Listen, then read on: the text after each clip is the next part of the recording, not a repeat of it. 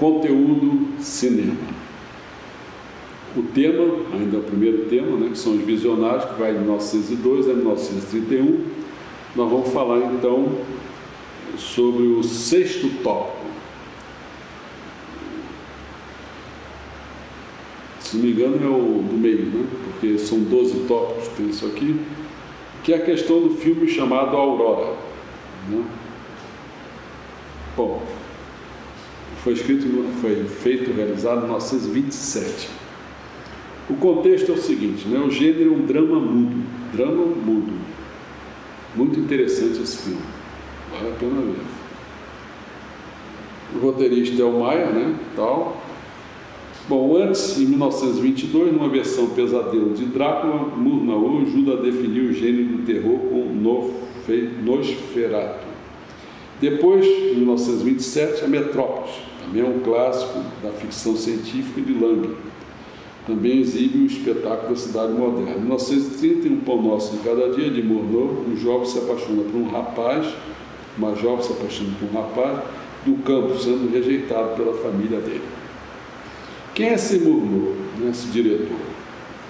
Ele é nascido na Alemanha em 1888 e lutou por seu país no horror da Primeira Guerra Mundial antes de realizar sua própria obra de terror, que é Nosferatu.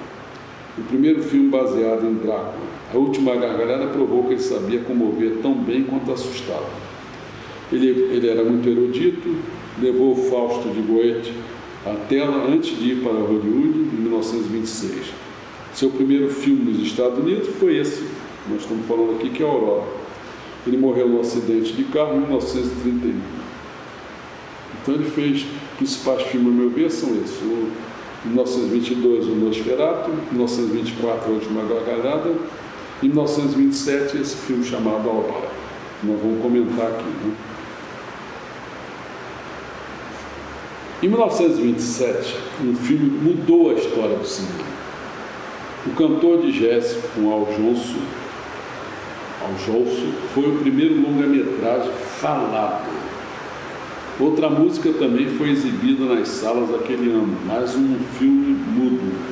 Em Aurora, o diretor alemão Murnau tentou destilar uma experiência humana universal em 90 minutos, sem palavras, em belas imagens monocrômicas, acompanhadas apenas por músicas e efeitos sonoros. Numa aldeia junto a um lago, um amor clandestino se desenrola ao luar.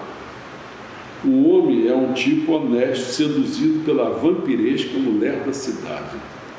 Ela o faz vender suas terras e acompanhá-la para a vida excitante da cidade. Mas o homem é casado com a jovem esposa. Quando ele pergunta à mulher: "E minha esposa?", um olhar dissimulado estampa seu rosto. "Ela não poderia se afogar?", disse a resposta assustadora dessa mulher da cidade. O ambiente rural, a neblina e as sombras cambiantes desta cena evocam outra obra-prima de Murnau, o filme arquétipo de vampiro, que é o Nosferatu. O clima de Aurora também produz uma história sensacionalista de sexo, morte, violência e traição. Mas o homem será capaz de matar? O cabelo preto, curto, o vestido de cetim brilhante e o cigarro aceso da mulher da cidade encarnam a amoralidade da metrópole, enquanto o homem é símbolo de inocência rústica. A Aurora se desenvolve como uma crônica de corrupção aos olhos do espectador. A imagem da mulher ao ombro do homem pressionando a pecar é demoníaca. O homem convida a esposa para um passeio de barco, mas não consegue ir adiante no momento de afogá-la. Ele vacila.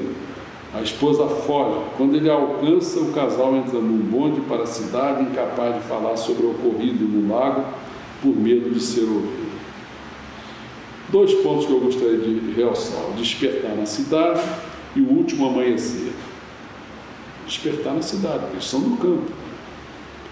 É então que a Aurora surpreende. A metrópole tem efeito mágico sobre o homem e sua esposa. Eles passam o dia a vagar em meio à multidão, envolvidos novamente de forma acidental e tocante. Mas ainda há muito drama pela frente e novas imagens inesquecíveis. A câmara circula entre a multidão, festas na rua e estranhos padrões alucinógenos em luzes brilhantes. O perigo também reaparece. Não é tão fácil fugir do passado, tudo realizado com ambição. A cidade de Morneau é feita de setes, não é setes, não, setes vastos, complexos e caros, que levou muitos a considerar a Aurora o auge do cinema mudo, uma bela última valsa.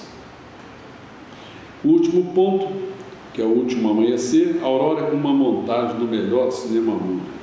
Um carrossel cintilante de melodrama, suspense, horror, espetáculo, pastelão e tragédia.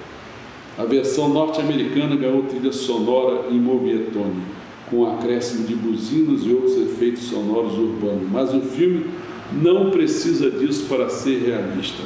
Onde quer que o sol se ponha e se levante, diz a última legenda, no tumulto da cidade ou ao céu aberto do campo, a vida se parece muito às vezes amarga, às vezes doce.